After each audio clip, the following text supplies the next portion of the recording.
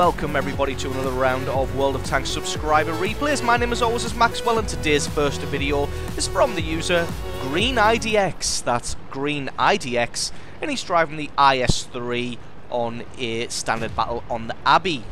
And before we get into this video, I just want to say congratulations to the winner of the last Guess the Thumbnail competition. The correct answer obviously being the IS-6 and the map being Ruinberg. So congratulations to the person who correctly identified that one first, and that was Failware LP. That's Failware LP. So congratulations to you for being the first to correctly identify the IS-6 and Ruinberg.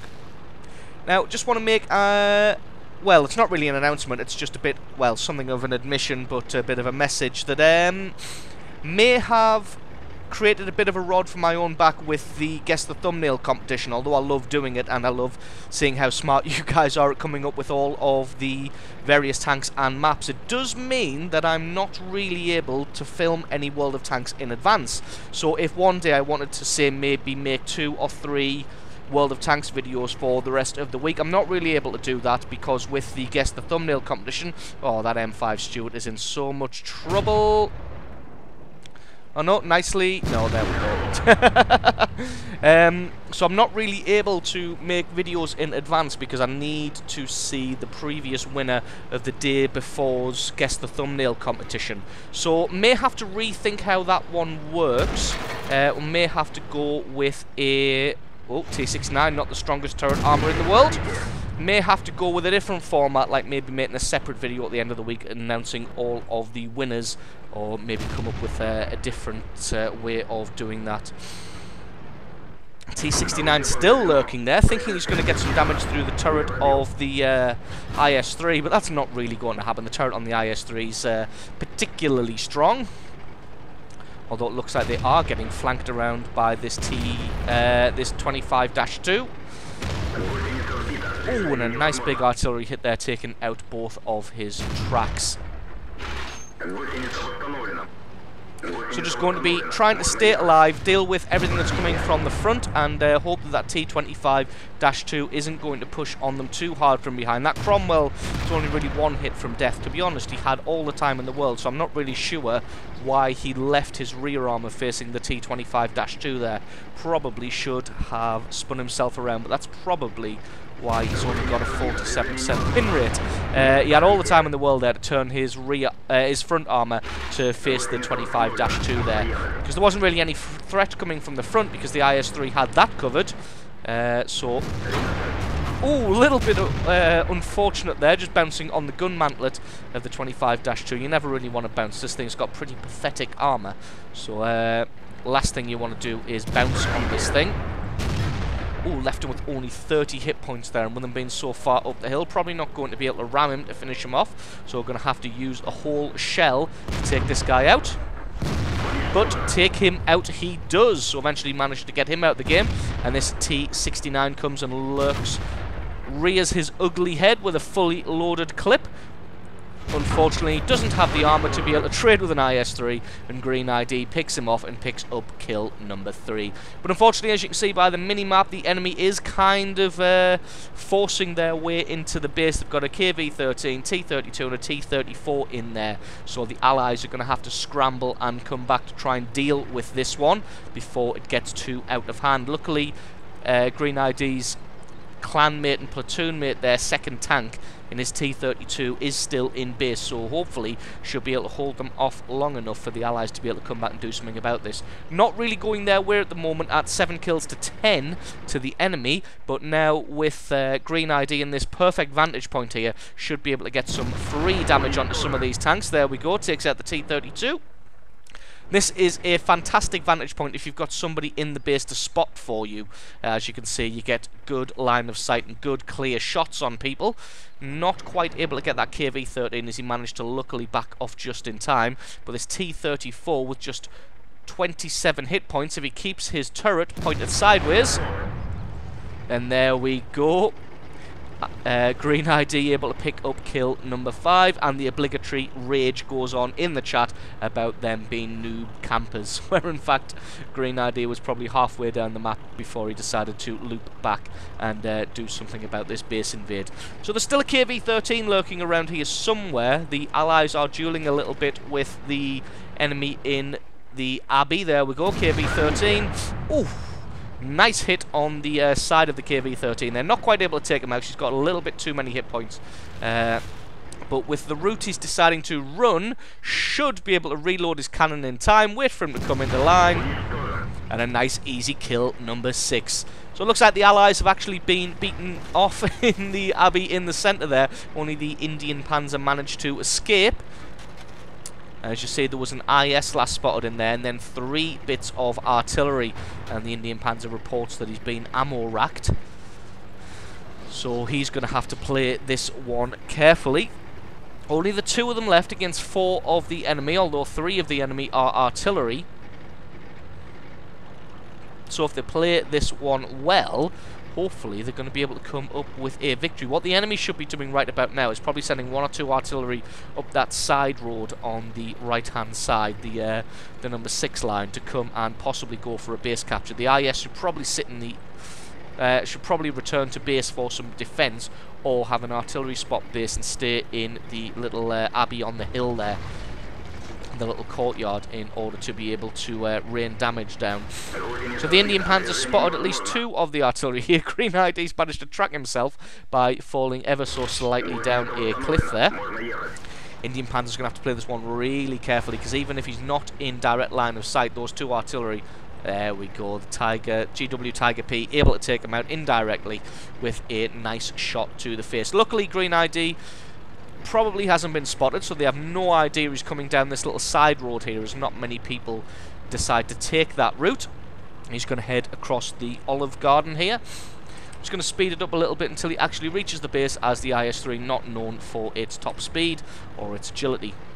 Heading up into base here, spots out the GW Tiger, spots out the Hummel, takes out the GW Tiger P, and that just leaves himself and the Hummel probably in this base, unless the other artillery is around here somewhere. Ooh, takes a big hit in the face from that Hummel, but to be honest, it doesn't really matter, as he had enough hit points to be able to soak that one up, and that makes kill number 8.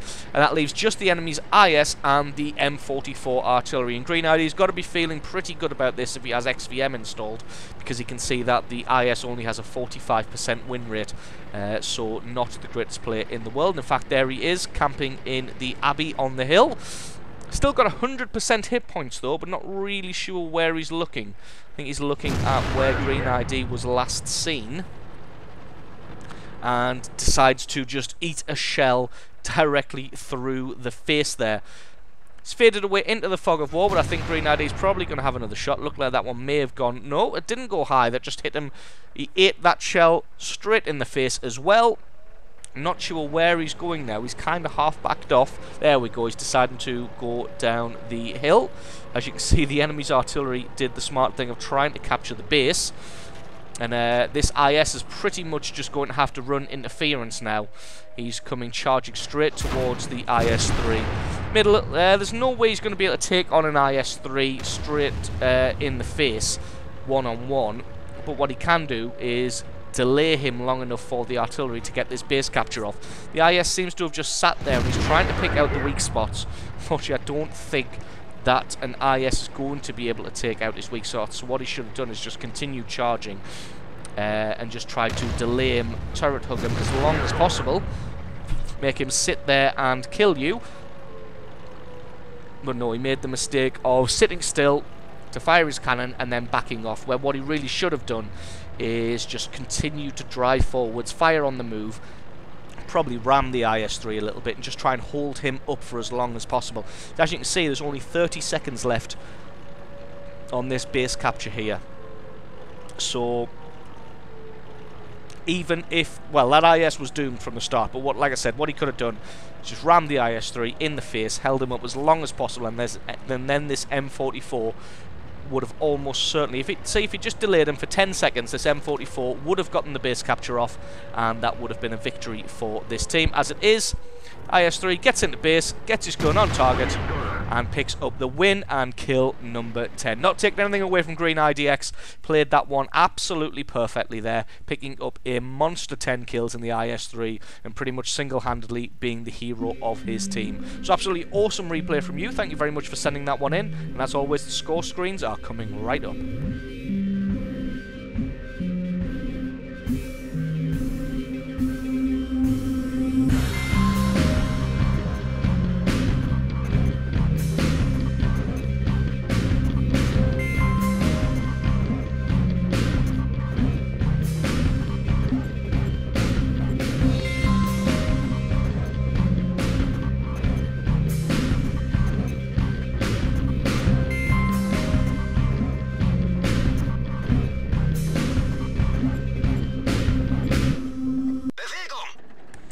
And our second replay of the day is from the user Jesse Dex. That's Jesse Dex, and he is driving the Ferdinand on a standard battle on the Pearl River. Ferdinand being the Tier 8 tank destroyer, the only Tier 8 tank destroyer before the Jagdpanther 2 was introduced. This thing has decent front armour, pretty good gun with good penetration and rate of fire. Excuse me, and you can use this one as a pretty good wedge to kind of just force your way into the enemy and soak up a good amount of enemy damage. So before we get too far into this replay, just thinking on the problem of the Guess the Thumbnail competition, I think what we may do is actually produce a video once a week, probably to go out on a Friday or a Saturday, and have it kind of a Q&A video. So thinking about doing that, maybe doing a Q&A video where you guys send in questions and then I'll answer as many as possible in sort of a 15-20 minute video once a week. Questions don't obviously have to be about World of Tanks, they can be anything gaming related or just anything at all in general. So if you think that's a good idea, leave me a comment in the comment section below letting me know. If you have some questions, then send them to question@screenreality.com. That's question@screenreality.com. Link for that will be in the description, so you can just copy-paste that. So yeah, that's the idea at the moment, and then what we'll do is during the Q&A we will announce the winners of the Guess the Thumbnail competition, and maybe we might have some kind of prize for the person who comes up with the most correct answers through the whole week. So through onto this replay here, going to be fighting with a KV-5 here. Has already loaded the gold because the armour on this KV-5, even on the turret and those flat spots, is absolutely ridiculous. You see, you only managed to put one through the turret there, the rest just bouncing. To be honest, the KV-5 doesn't have very many weak spots, especially not on that ridiculous turret. The only real weak spot it's got is that ridiculous radio operator R2-D2 spot at the front.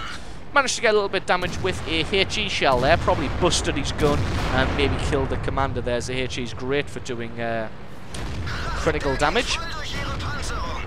One thing I do want to mention is I'm absolutely loving the national voices for the different tanks now. As you can see, the German voices on this one as opposed to the Russian voices we had on the last one. But let me know whether you're liking the national voices and whether you use them during your games. I am going to be using them for the replays, so during subscriber replays and my own games you will always get the national voices, just because I think they really do add to the feel of the game. I think they're absolutely amazing.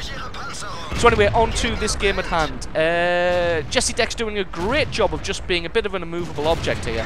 Well, not really an immovable object, he's not really soaking up much damage himself, but what he is doing very well is consistent repeated damage to the enemy and picking up 3 kills in the process. But what they're doing is they're attacking, falling back, drawing the enemy out of their... Oh, only 2 hit points left. That's very unlucky. Gonna have to use a whole shell to take this guy out, but take him out he does.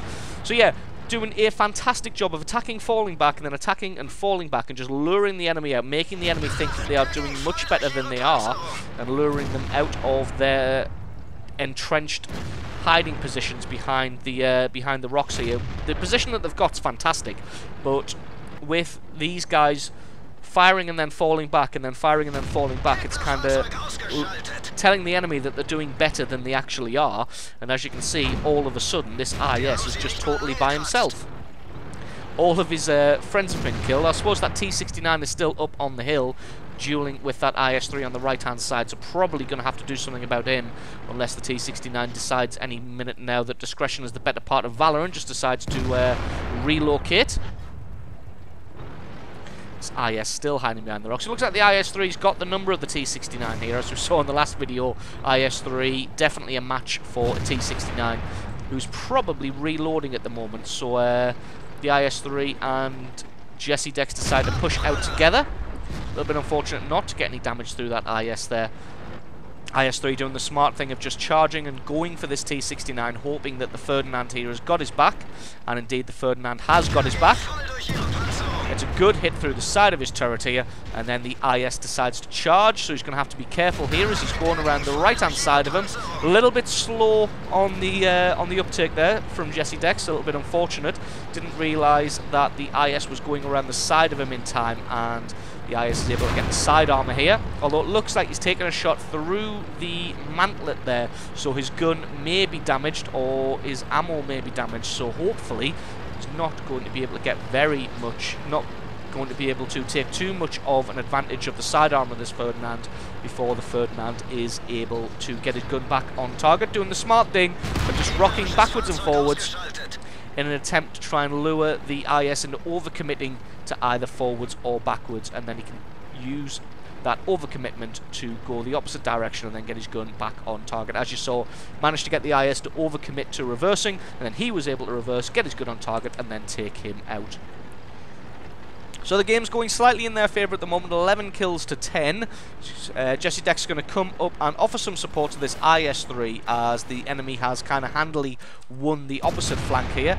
Ooh, just about missing that 25-2. It's a very, very long-range shot at almost 600 metres, so if he does manage to land one, it's going to be some good work there. Didn't quite lead the target enough.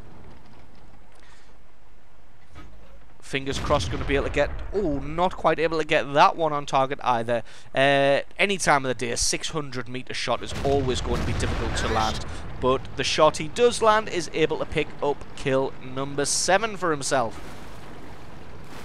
So it looks like the enemy has kind of been pushed on all flanks now. You can see the Jagdpanther 2 in the north there is kind of pushing them back, and they spot out the AC-48. And there's a law or a lurver, depending on your ethnic origin, whether you value correct pronunciation or not. So this AC-48 going to be difficult to hit, as you can only see a tiny, tiny bit of him over the top of this hill. Still having an effort go at the shot there, hoping that his shot will curve over the top of the hill. Normally it's only HE rounds that do that from the big cannons.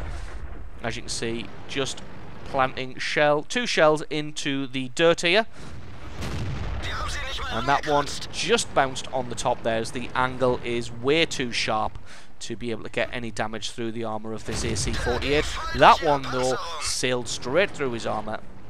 Surprised that the GW Panther hasn't had a shot at him yet. Actually maybe he has, and that's probably why he's only got 359 hit points as opposed to 700 and something. And there we go, the IS-3 is able to take out the AC-48, which is going to allow all of them now to try and concentrate on this lurver. Luckily, he is showing his rear armour to Jesse Dex. He should be able to get some good free damage here. Not sure what direction he's angled at. He should really have his front armour there when starting, because he knows there was people coming from behind him, so he can still keep angled armour to the Jagdpanther 2, but then he would have been able to spin around a lot faster and reverse, and then get his front armour onto target here a lot faster. So a little bit of a mistake there from the lurver, but not too bad. Find the GW Panther here. He's only got 35 hit points, so Jesse Dex is going to make a beeline for this road. As you can see, the GW Panther's heading down the road, going to try and head him off and get a shot straight in his face.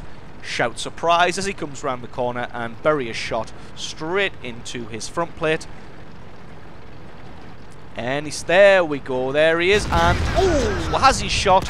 Both of them missed, but he accidentally crashes into the front of the Ferdinand of Jesse Dex and gets himself taken out. So another absolute awesome replay there with a monster 9 kills. being an immovable object and a massive source of damage on that northern flank there. So absolutely awesome replay from you. Thank you very much for sending that one in. Don't forget, guys, let me know if you'd like some kind of Q&A video once a week, and if you've got any questions, send them to question@screenreality.com. Remember, if you've got yourself a good replay, send that to replay@screenreality.com. All the links for this can be found in the description below. Thanks for watching, everyone, and I will catch you next time.